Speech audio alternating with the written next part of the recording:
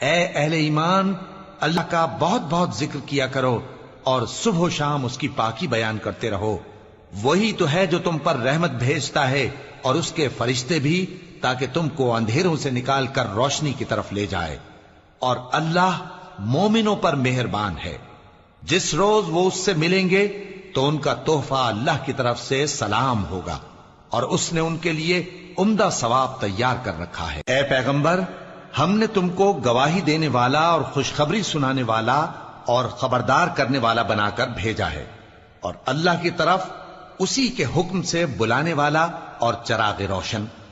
اور مومنوں کو خوشخبری سنا دو کہ ان کے لیے اللہ کی طرف سے بڑا فضل ہے، اور کافروں اور منافقوں کا کہا نہ ماننا اور نہ ان کے تکلیف دینے پر نظر کرنا،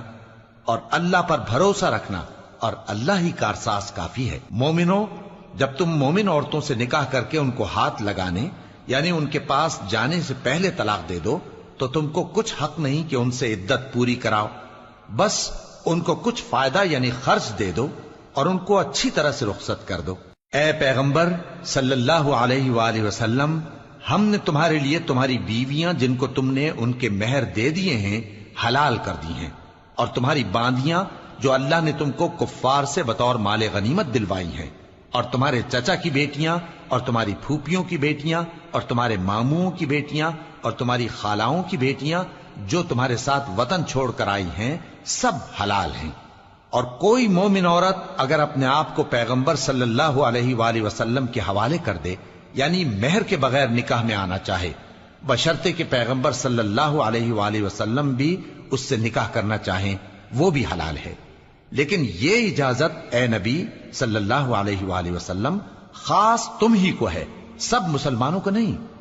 ہم نے ان کی بیویوں اور باندیوں کے بارے میں جو مہر واجب الادا مقرر کر دیا ہے ہم کو معلوم ہے، یہ اس لیے کیا گیا ہے کہ تم پر کسی طرح کی تنگی نہ رہے، اور اللہ بخشنے والا ہے، مہربان ہے۔ اے پیغمبر صلی اللہ علیہ وآلہ وسلم، تم کو یہ بھی اختیار ہے کہ جس بیوی کو چاہو پیچھے رکھو اور جسے چاہو اپنے پاس رکھو، اور جس کو تم نے پیچھے کر دیا ہو اگر اس کو پھر اپنے پاس طلب کر لو تو تم پر کچھ گناہ نہیں۔ یہ اجازت اس لیے ہے کہ ان کی آنکھیں ٹھنڈی رہیں اور وہ رنجیدہ نہ ہوں، اور جو کچھ تم ان کو دو اسے لے کر سب خوش رہیں، اور جو کچھ تمہارے دلوں میں ہے اللہ اسے جانتا ہے، اور اللہ جاننے والا ہے، بردبار ہے۔ اے پیغمبر صلی اللہ علیہ وآلہ وسلم، ان کے سوا اور عورتیں تم کو جائز نہیں، اور نہ یہ کہ ان بیویوں کو چھوڑ کر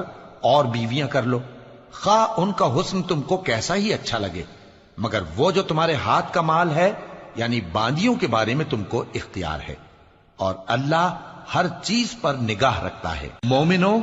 پیغمبر صلی اللہ علیہ وآلہ وسلم کے گھروں میں نہ جایا کرو مگر اس صورت میں کہ تم کو اجازت دی جائے یعنی کھانے کے لیے بلایا جائے، جبکہ اس کے پکنے کا انتظار بھی نہ کرنا پڑے۔